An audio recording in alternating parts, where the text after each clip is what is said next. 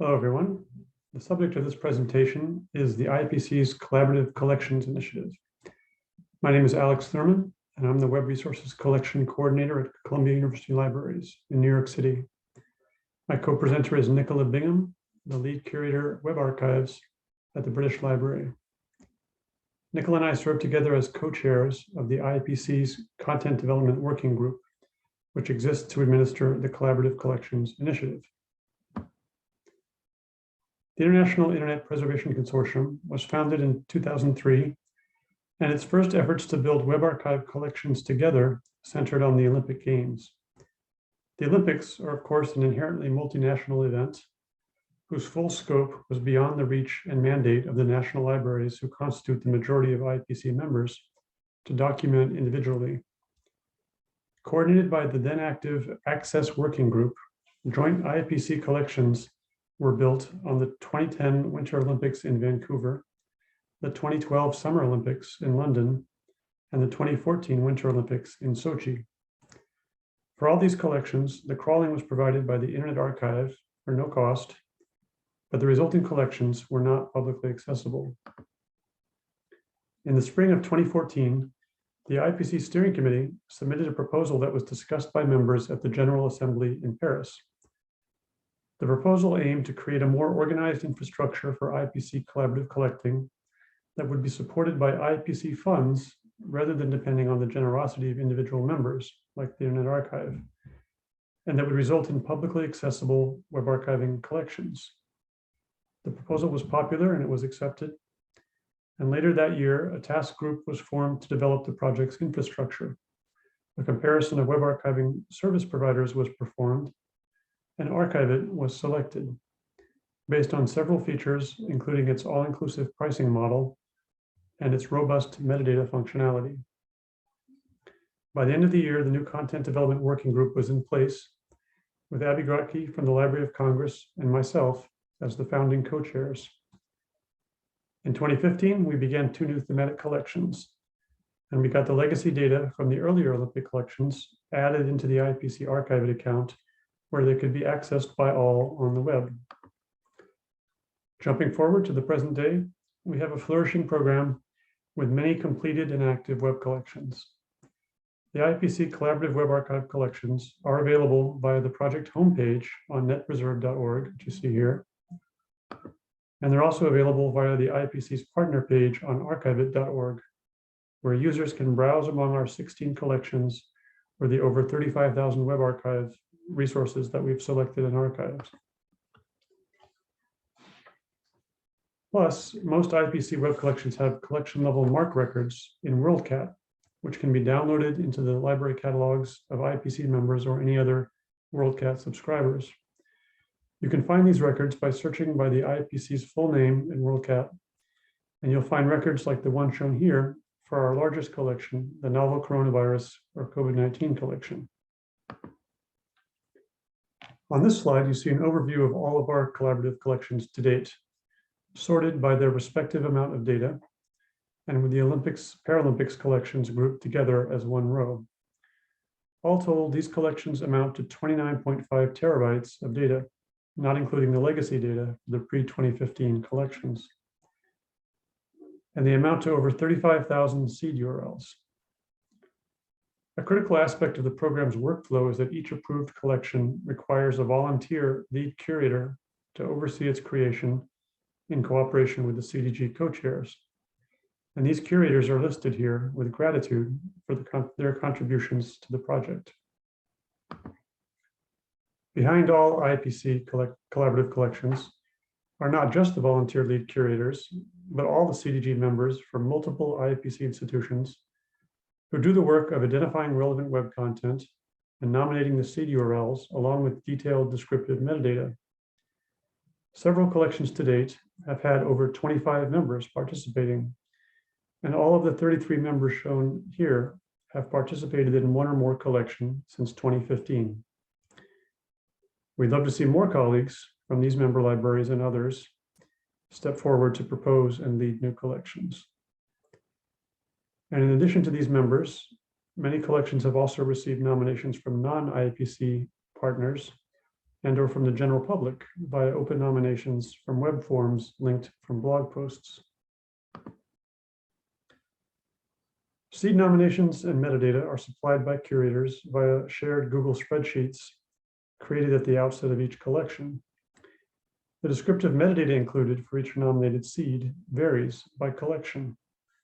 Here's an example from the most recent collection, the 2022 Winter Olympics and Paralympics collection, which includes, in addition to fields like URL, title, language, website type, country of publication, and description, some Olympics-specific fields, namely Olympic sport, Paralympic sport, and event.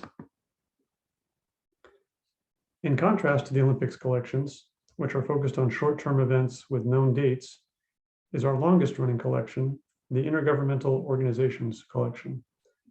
This collection started in 2015 with around 120 websites from the .int top-level domain reserved for organizations created by international treaties. And it gradually expanded to over 400 websites of intergovernmental organizations.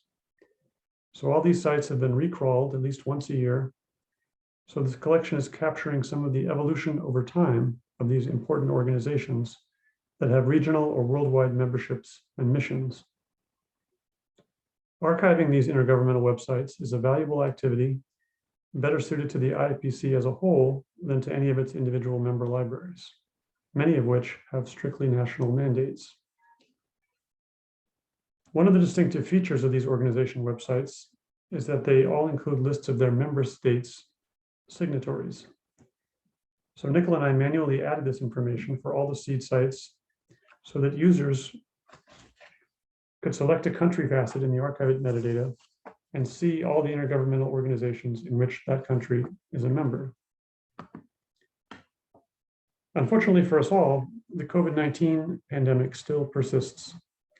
So our Iipc collection on that topic, which was started in February 2020, is still active and has grown to be our largest individual collection in terms of data and number of seed websites. One metadata field that we included to help with navigating this vast collection is the top-level domain. In the example site shown, the top-level domain is .sg, the national web domain for Singapore. But so far in this collection, we have sites from 178 different TLDs, with the top 20 most common shown in the upper table in the slide, along with generic TLDs like .com, .org, and .gov. These consist mostly of national domains for countries in South America and Europe. The large number of seeds from all across South America almost all comes from our colleagues at the Library of Congress Overseas Office in Rio de Janeiro, which has contributed tirelessly to the collection. And this vast amount of South American content is also reflected in Spanish and Portuguese, being among the most common languages in the collection. But there are seed websites in 70 different languages so far. And the language spread of the millions of documents archived in the collection is in reality more balanced than the figures in this table would suggest, because the majority of Spanish and Portuguese seeds are single-page resources, such as individual news articles, government reports, while many of the seeds in other languages are full websites with multiple pages and many documents. For a clearer picture of the kinds of content in our COVID-19 collection, here's the breakdown from our website type metadata field. It shows that while the preponderance of nominated seed URLs have been either media articles or government reports, we also have hundreds of seeds of other types, such as content from nonprofit volunteer groups, personal media like blogs, medical journal articles and other research, and pandemic data tracking and mapping sites. Creating these collaborative collections is a lot of work. And historically, much of this work has fallen on the working group co-chairs. So with Olga Holonia's help, Nicola and I recently posted on the CDG's homepage these minimum requirements for approval of a new Iipc collaborative collection, including a relevant multinational topic and a collection title, the collection scope, and its expected duration. But the most important requirement is in bold on the slide, namely that one or more volunteers step forward to manage the new collection as lead curators. To help Iipc colleagues decide whether they can take on the role of a lead curator, the post also outlines the responsibilities of lead curators. The key task, again in bold, is the work in Archive.it of performing the crawls and managing the resulting QA. We have had some success in the past year in cultivating more volunteers from Iipc members to help with running crawls and performing QA in Archive.it.